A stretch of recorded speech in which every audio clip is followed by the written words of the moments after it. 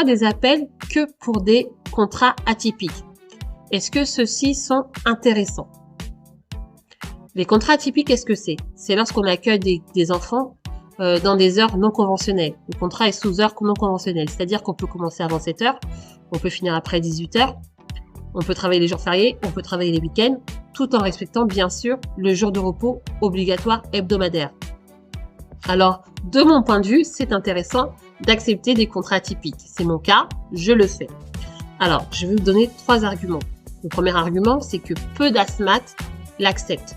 Donc, on est de l'or, on est très recherché.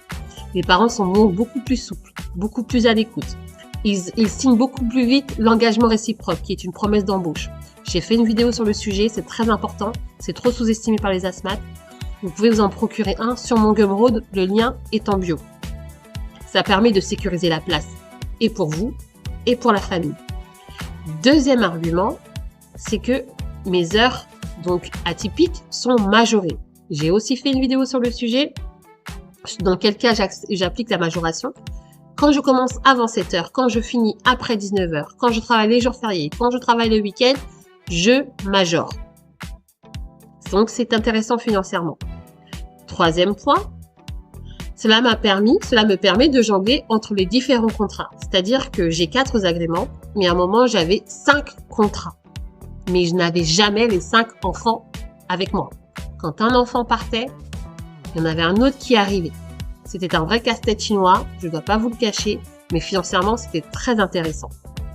Donc, si vous avez la possibilité, ça rentre dans vos valeurs. Parce que moi, j'apprécie travailler aussi pour les infirmières parce que j'ai l'impression d'apporter à la communauté. Vous voyez, quand je suis bien contente lorsque je vais à l'hôpital à n'importe quel moment et qu'elles sont là pour m'accueillir. Quand les sages-femmes sont là, quand les aides-soignants sont là. Je garde aussi des enfants de gendarmes aussi, qui ne regardent pas leurs heures de travail. Donc, j'ai aussi l'impression de participer au bien-être de ma communauté. En tout cas, donc si ce genre de contrat, vous hésitez à le faire, pensez vraiment aux avantages. Ça peut être aussi sur du court terme. Je m'explique, bien sûr qu'on signe qu'en CDI, mais vous pouvez aussi accepter de sacrifier, entre guillemets, pendant un temps, souvent c'est 3 ans jusqu'à rentrer à l'école, votre mode de vie pour pouvoir accueillir cet enfant, pour pouvoir mieux gagner votre vie et pour pouvoir aussi aider ces parents qui sont dans le besoin. En tout cas, c'est comme ça que moi je vois les choses. Et n'hésitez pas à m'écrire si vous avez bien sûr d'autres suggestions.